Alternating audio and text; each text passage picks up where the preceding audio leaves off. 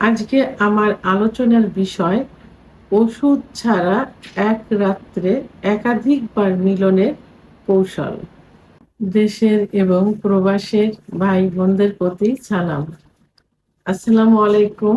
অনেকে on time ওষুধ খেয়ে থাকে আহ, স্ত্রী পার্টনারের সঙ্গে রিল্যাক্স করার জন্য, অর্থাৎ আহ, কয়েকবার মিলনে লিপ্ত হওয়ার জন্য। আবার অনেকের রিল্যাক্স ছাড়াও দেখা যায় যে যৌন অক্ষমতা, অর্থাৎ সহবাস করার মতো কোনো পরিস্থিতি নেই ওষুধ ছাড়া। তারা অন টাইম খেয়ে সহবাসে যায়। কিছুদিন অবশ্য এই অন টাইমে কাজ করে, পরবর্তীতে কিন্তু অন টাইমে কাজ করে না, পারফেক্ট কোনো চিকিৎসাতেও কাজ করে না।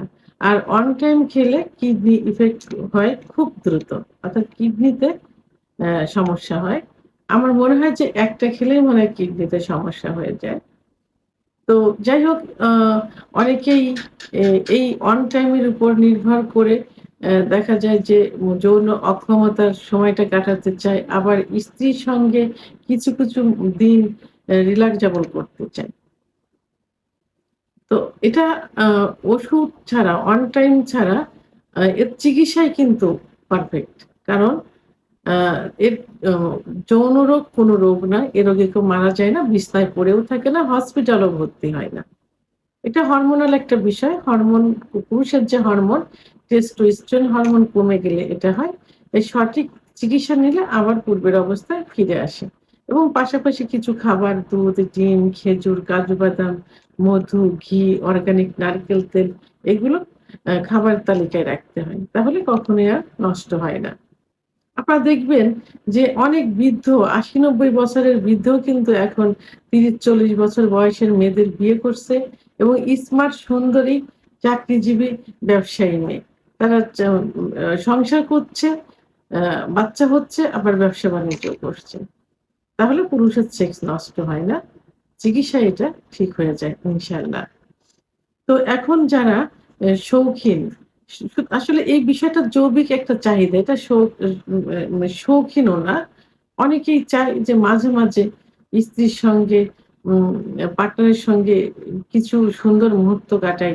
অর্থাৎ কয়েকবার যৌন মিলনে, কারণ ভালোবাসার বহিঃপ্রকাশ আ শেষ পর্যায়ে যৌন মিলন, স্বামী-স্ত্রীর যেটা। তো যৌন মিলনে লিপ্ত থাকতে চায়। তবে এটা প্রতিনিয়ত এটা চাওয়া যাবে না। দেখা গেল যে সপ্তাহে ১ দিন, মাসে ২ দিন কি ৪ দিন, এভাবে। তো যাদের যৌন অক্ষমতা আছে, অথবা যৌন ক্ষমতা একটু কম, অথবা একবার করলে দ্বিতীয়বার হয় না, আ এবং যারা যৌন ক্ষমতা আছে কিন্তু এক রাত্রে ৩-৪ বার করার মতো ক্ষমতা হয়তো নেই, হলেও দুর্বল হয়ে যায়। তাদের উদ্দেশ্যে আজকে সহজ কিছু কৌশল বলব। এই কৌশল অবলম্বন করলে মাঝে মাঝে স্বামী-স্ত্রী রিল্যাক্সের জন্য এক রাত্রে একাধিকবার সহবাসে মিলিত হতে পারেন। তো এই যে একাধিকবার সহবাস মিলিত হওয়া, এটা এ একবার সহবাস করার পর ব্যবধান ২ ঘন্টা হলে সবথেকে ভালো হয়। ২ ঘন্টা পরে কিন্তু ইউজুয়ালি আবার যৌন আ চাহিদা কিন্তু চলে আসে। তো এবং এটা যদি সম্ভব না হয় তাহলে ১ থেকে ০.৫ ঘন্টার ভিতরেও কিন্তু যৌন চাহিদা আনা সম্ভব। তো কিভাবে করতে হবে? ১ম এই স্বামী-স্ত্রী দুজনের মানসিক প্রস্তুতি নিতে হবে যে আমরা আজকে একটু আনন্দ করব। আ ম এবং সেটা দুজনের ভালো একটা সময় যাবে। কারণ স্বামীও চাকরি, ব্যবসা-বাণিজ্য নিয়ে ব্যস্ত থাকে। স্ত্রী ঘর সংসার নিয়ে ব্যস্ত থাকে। আবার কর্মজীবী হলে কর্মজীবন থাকে। দেখা যায় সপ্তাহে ১ দিন শুক্রবার ছুটি থাকে। আবার আ পার্সোনাল কিছু দিনও থাকে। তো সেক্ষেত্রে দুজনের আগে বলা থাকলে স্ত্রী কি করবে? স্বামীর পছন্দ মতো একটু গুছিয়ে থাকবে। নরমালি ইউজুয়ালি তো প্রতিদিন একভাবে গুছানো থাকে। তো ঐদিন মানসিক প্রস্তুতি নিয়ে থাকবে, একটু পরিষ্কার পরিচ্ছন্ন গুছানো এবং তাদের পার্সোনাল রুমটা গুছানো। যেন স্বামী স্ত্রীকে দেখা মাত্রই তার একটা যৌন আকর্ষণ কাজ করে। এবং ঐদিন স্বামীর পাশাপাশি জায়গা, যখন বাসায় থাকবেন, পাশাপাশি অবস্থানে থাকতে হবে। তারপর যখন রাত্রি বেডে যাবেন, ঠিক সেই মুহূর্তে বেডে যাবার পূর্বে স্বামী কিছু খাবার, অর্থাৎ আমি একটা রেমেডি বলবো, রেমেডিটা তৈরি করলে সবথেকে ভালো হবে। সেটা হলো ১ গ্লাস গরম দুধের ভিতরে, গরুর দুধ, গরম দুধের ভিতরে ২ টা হাঁসের ডিমের কুসুম, ১ চামচ মধু, ১ চামচ ঘি, ১ চামচ অর্গানিক নারকেল তেল। তো অর্গানিক নারিকেলের তেল অনেকেই চেনে না। ঘি, মধু সবাই চেনে। অর্গানিক নারিকেল তেল অনেকেই চেনে না। সবাই ভাবে যে সেটা আবার কি? নারিকেলের তেল, এই যে অর্গানিক নারিকেলের তেল যেটা খাওয়া যাবে। তো এই অর্গানিক নারিকেলের তেল একসঙ্গে মিক্সড করে হালুয়া তৈরি করে খেয়ে দিবেন। সহবাসের ১ ঘন্টা আগে। যারা এগুলো ম্যানেজ করতে পারবেন না, তারা শুধুমাত্র ১ গ্লাস কুসুম গরম দুধ, ২ টা হাঁসের ডিম একসঙ্গে খেয়ে দিবেন। খেয়ে দেওয়ার পরে এদিকে তো মন মানসিকতা রিল্যাক্স আছে, ভালো আছি। আর এই হাঁসের ডিম ২ টা হাফ বয়েল, ১ গ্লাস দুধ, কুসুম গরম দুধ, ১ টা কলা খেয়ে দিলে ০.৫ ঘন্টার ভিতরে যৌন উত্তেজনা চলে আসবে। আর এর ভিতরে দুজন পাশাপাশি বসলেন, গল্প করলেন, আ কি হয়েছে পরিবারে, ভালোবাসার গল্প, অতীতের কিছু রোমান্টিক গল্প এগুলো করলে ০.৫ ঘন্টার ভেতরে যৌন উত্তেজনা চলে আসবে। যৌন কাজে সম্পাদন করলেন ১ম বারে হয়তো একটু তাড়াতাড়ি হয়ে যায়, সবার ক্ষেত্রেই কিন্তু এটা হয়। তো এটা কষ্টের কোনো বিষয় না। তারপরে 2nd টাইম, এটা ১ম রাত্রে যেটা বলছি। 2nd টাইম সহবাসে যাওয়ার আগে কি করবেন? দুজন পাশাপাশি সহাবস্থান করবেন। পরিষ্কার পরিচ্ছন্ন হয়ে পাশাপাশি বসলেন। একটু স্বামীকে হাত পা ম্যাসেজ করে দিলেন, চুলের ভিতরে হাত দিলেন এবং তাকে একটু ভালোবাসার গল্প করলেন। রোমান্টিক কিছু মুহূর্ত মনে করলেন, স্মৃতি মনে করলেন। এরপরে আবার কি করবেন? আবার ২ টা ১ গ্লাস কুসুম গরম দুধ, ২ টা হাঁসের ডিম অথবা ১ টা ডিম খেয়ে দিলেন। কুসুম গরম হাফ বয়েল কুসুম গরম ডিম এবং কুসুম গরম আ দুধ খেয়ে দিলেন। খেয়ে দেওয়ার পরে আবার সেক্স উত্তেজনা চলে আসবে। তো এটা ০.৫ ঘন্টার ভিতরে আনা কিন্তু সম্ভব। তাহলে ১ম বার ২য় বার হলো। নেক্সট টাইম যখন দেখা গেল যে ঘুমের কিছু আগে আবার দুজনে এভাবে গল্প করলেন, অথবা কি করতে পারেন? আপনারা এখন কিন্তু কেগেল এক্সারসাইজ এর কথা শুনেছেন, যেটা নেটে সার্চ দিলে কিন্তু পাওয়া যাবে। তো আপনি ২য় বার সহবাস করার পরে আবার যখন ৩য় বারে সহবাসে যাবেন তার কিছু আগে কেগেল এক্সারসাইজ করতে পারেন। ৫-৭ মিনিট। তো এই কেগেল এক্সারসাইজ করলে আবার কুসুম গরম দুধ, ডিম খেয়ে দিলে এবং দুজন পাশাপাশি বসলেন এবং এই পুরুষ যেমন স্ত্রীকে ফোরপ্লে করে সহবাসের পূর্বে, স্ত্রীও ঠিক ওই মুহূর্তে যদি স্বামীর যৌন উত্তেজনা না আসে, তাহলে দুজন ভালোবাসার গল্প করার পরে এবং আ স্বামীকে ফোরপ্লে করবেন। স্বামীর কিছু, কিছু সেনসিটিভ জায়গা থাকে।